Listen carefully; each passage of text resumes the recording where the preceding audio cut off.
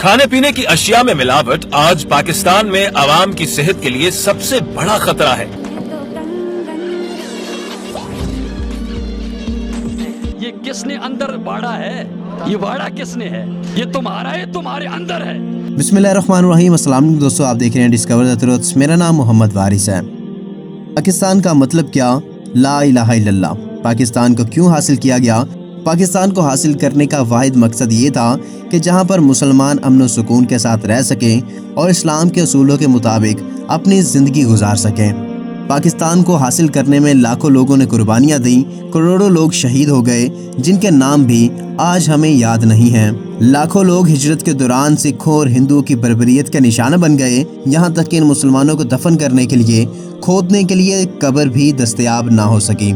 पाकिस्तान का लफ्ज़ी मतलब है पाक लोगों के रहने की जगह। अगर इस पर बात की जाए तो क्या पाकिस्तान में तमाम लोग जो रहते हैं वो सारे के सारे पाक हैं, दूध से धुले हुए हैं? क्योंकि पाकिस्तान में अक्सरियत मुसलमानों की है और वैसे ही मुसलमानों को पाक साफ हम लोग अपने जहन में बनाकर सोचते और समझते हैं।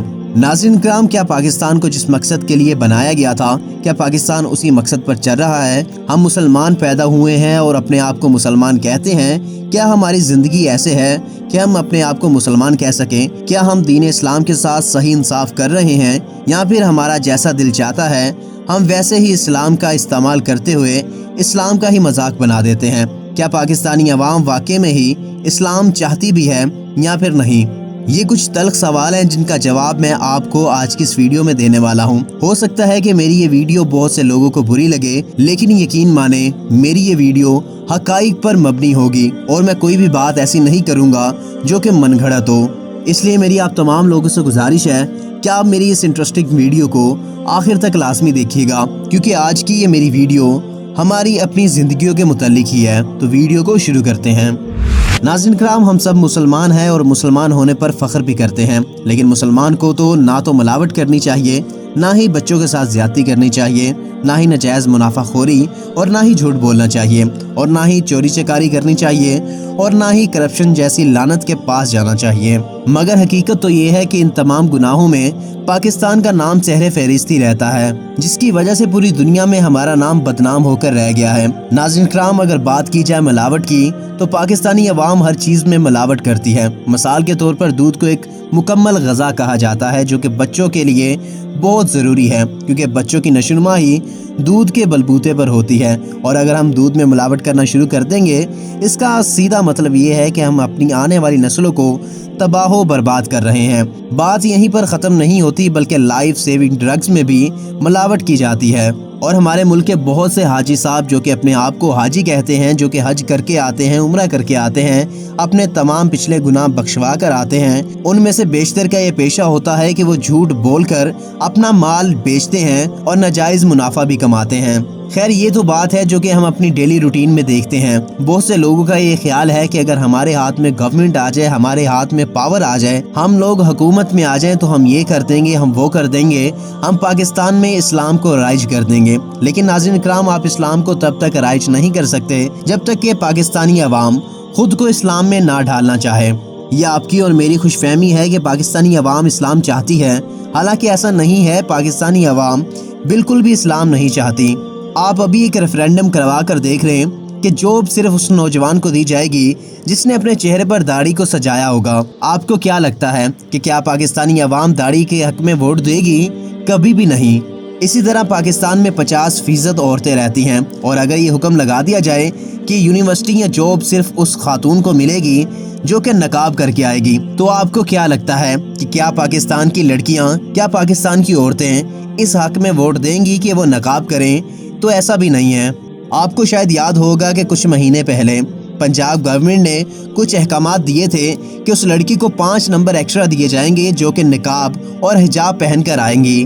बस इस बात का ऐलान होने की देर थी کہ لنڈے کے لبرلز اور میڈیا میں بیٹھے تمام کے تمام پیڈ اینکرز کی اندر کی غلاظتیں باہر آنا شروع ہو گئی تھی۔ میں تو یہ دیکھنے کو ترس گیا تھا کہ کوئی ایک اینکر تو اس حجاب والے معاملے کے حق میں بولے، لیکن ایک بھی حق میں نہیں بولا، جو بھی بولا اس کے خلاف ہی بولا۔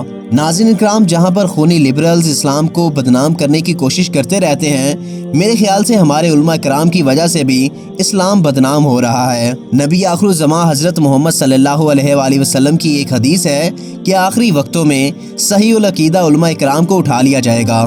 آج کے ہمارے علماء کرام نے بھی صرف داڑھی رکھنے کو، پگڑی پہننے کو اور شلوار ٹخنوں کے اوپر کرنے کو ہی اسلام قرار دے دیا ہے، اور اس کے علاوہ تو شاید ان کو کچھ نظر نہیں آتا۔ اور ہمارے اسی معاشرے میں کچھ ایسے علماء کرام بھی پائے جاتے ہیں جن کو کہ شاید فرقہ واریت کے علاوہ کوئی بات سوچتی ہی نہیں ہے۔ کسی جماعت نے 12 ربیع الاول کے میلاد کو نکالنے کا ٹھیکہ لے لیا ہے، کسی نے اہل بیت کی عزت کا، کسی نے صحابہ کی عزت کا، اور کچھ کہتے ہیں کہ توحید سے پکا اور سچا ہم سے بہتر تو کوئی ہو ہی نہیں سکتا، اور یہ سب ایک دوسرے کو کافر کافر کی صدائیں لگا کر پکارتے رہتے ہیں۔ دوستو، کیا آپ کو لگتا ہے کہ یہی اسلام ہے؟ نبی آخر الزمان حضرت محمد مصطفیٰ صلی اللہ علیہ وآلہ وسلم نے کیا ہمیں ایسی سب کی تعلیمات دی تھی؟ دوستو، میرے خیال سے اس دور فتن میں تمام گروہوں کو، مسلمان کے تمام فرقوں کو ایک ہو کر سوچنے کی ضرورت ہے، اور ان علماء کرام کو سامنے آنا چاہیے جو کہ واقعی صحیح العقیدہ ہیں اور امت کو جوڑنے کی باتیں کرتے ہیں، نہ کہ امت میں تفریق اور توڑنے کی باتیں کرتے ہیں۔ اس قسم کے علماء کرام کو تبھی پاپولیرٹی مل سکتی ہے جب ہماری عوام ایجوکیٹ ہوگی، جب ہماری عوام کو صحیح اسلام کا پتہ لگے گا۔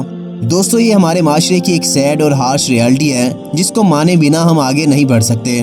میرے خیال سے پاکستان میں اسلام تبھی نافذ ہو سکتا ہے جب ہر بندہ دوسرے کے لیے کوئی نہ کوئی رائے عامہ ہموار کرے، اور رائے عامہ ہموار کرنے سے ہی اسلام پھیل سکتا ہے۔ بندوق اور تلوار کے ذریعے نہ تو پہلے کبھی اسلام پھیلا ہے، اور نہ ہی آج کے دور میں بندوق کے ذریعے اسلام لوگوں کے دلوں میں اتر سکتا ہے۔ ہمیں چاہیے کہ ہم صحیح دین سیکھیں اور لوگوں کو بھی سکھائیں، کیونکہ معاشرے کی تمام برائیاں معاشرے کے اندر رہنے والے لوگ ہی ختم کر سکتے ہیں۔ اور اس قسم کی ایک مثال ہمیں ماضی میں بھی ملتی ہے، جس مثال کا نام ہے حضرت خالد ابن ولید۔ ناظرین کرام، فتح مکہ کے موقع پر سب سے آگے اور سب سے زیادہ جس نے بت توڑے تھے اس کا نام تھا حضرت خالد ابن ولید۔ اور حضرت خالد ابن ولید یہ وہی شخص ہیں جو کہ اسلام کے سب سے بڑے دشمن ہوا کرتے تھے۔ نبی اکرم صلی اللہ علیہ وآلہ وسلم کی اعلان نبوت کے بعد 19 سال تک کافر رہے ہیں، لیکن اسلام قبول کرنے کے بعد ہی انہوں نے بڑی بڑی رومن اور پرشین امپائرز کو گرا دیا۔ آج بھی ہماری عوام کو کچھ اس قسم کے لوگوں کی ہی ضرورت ہے، اور وہ لوگ آپ جیسی عام عوام سے ہی نکلنے والے ہیں۔ ویڈیو کے لاسٹ پر میں یہ دعا کروں گا کہ میری یہ ویڈیو تمام مسلمانوں تک پہنچ جائے، اور میری اس ویڈیو کو دیکھ کر بہت سے لوگ انسپائر ہوں اور صحیح اسلام کی تعلیم کے لیے نکل پڑیں، اور ساتھ میں لوگوں کو بھی تبلیغ کریں۔ اگر آپ کو یہ میری ویڈیو اچھی لگی ہے تو ویڈیو کو لائک کریں، اور اگر آپ میری محنت کو سراہنا چاہتے ہیں اور چاہتے ہیں کہ پاکستان میں صحیح اسلام فلرش کرے تو میرے اس چینل کو سبسکرائب ضرور کر دیجیے گا، جس سے میری حوصلہ افزائی ہوگی اور میں اس قسم کی ویڈیوز آپ کے لیے بناتا رہوں گا۔ سبسکرائب کرنے کے ساتھ بیل آئیکن کو بھی ہٹ کر لیجیے گا۔ اب آپ سے ملاقات ہوگی انشاءاللہ تعالی اگلی ویڈیو میں، تب تک اپنا ڈھیر سارا خیال رکھیے گا۔ اللہ نگہبان۔